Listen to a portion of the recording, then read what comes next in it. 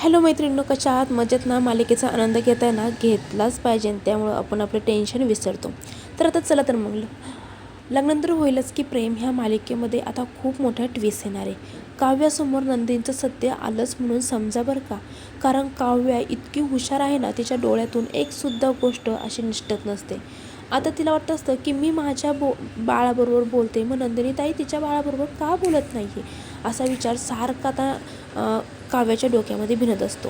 तर इकडे नंदिनी आणि जीवा दोघेही बोलत असतात. तेव्हा नंदिनी जीवाला म्हणते, मला ना खूप टेन्शन आलं आहे. जीवा म्हणतो, कसलं? आपलं बाळ तर येणार आहे ना?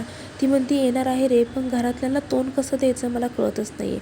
सकाळीच बघितलं ना, काव्याच्या बाळाने पोटात लाथ मारली म्हणून सर्वजण किती खुश होतं, पण आईने जर मला आता बाळाविषयी जर काही प्रश्न विचारला तर मी काय उत्तर देऊ, मला हेच कळत नाही आहे. तर इकडे आता पार्थ आणि जीवा दोघेही किचनमध्ये काम करत असतात.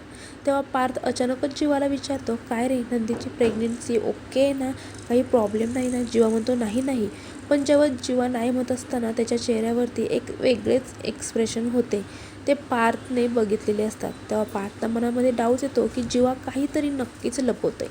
तर इकडे आता काव्य आणि पार्थ रूममध्ये बोलत असताना पार्थ काव्याला सांगत असतो की जीवा ना माझ्यापासून काहीतरी लपवते.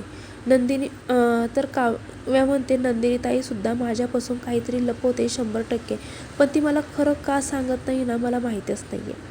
दुसऱ्या दिवशी सकाळीच लगेच काव्या नंदिनीच्या रूममध्ये जाते आणि म्हणते, नंदिनी ताई कशी आहेस का तू? बरी आहेस ना?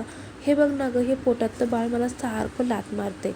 आणि मग ती नंदिनीचा हात स्वतःच्या पोटावरती ठेवतो, तर खरंच बाळ केक करत असतं. तर नंदिनीला खूप आनंद होतो. तर लगेच काव्या म्हणते, ताई मी आईकडून असं ऐकलं होतं की जेव्हा आईच्या पोटामध्ये आरुषी राहिली होती तेव्हा तू खूप आरुषीशी गप्पा मारायचे. जर तू तुझ्या बहिणीशी इतक्या गप्पा मारू शकते तर तू तुझ्या बाळाशी का गप्पा मारत नाही आहे? तर काव्य म्हणते, ताई मी तुला अजून एकदाही तुझ्या पोटावर हात ठेवून तुझ्या बाळाशी बोलताना बघितलं नाही आहे. मलाही तुझ्या बाळाशी बोलायचं आहे. मला तुझ्या पोटावरती हात ठेवून त्याच्याशी सांगायचं आहे की मी तुझी मावशी आहे म्हणून. तर आता नंदिनीला खूपच मोठा धक्का बसलेला असतो की जर आता काव्याने माझ्या पोटाला हात लावला तर तिला सत्य कळणार तर नाही ना. तर नंदिनी म्हणते, पण मी आता थांबू तरी कसं? तर आता पुढील भागामध्ये आता काव्या नक्कीच नंदिनीच्या पोटाला हात लावल का नाही की थांबवण हे आपल्याला बघायचं आहे.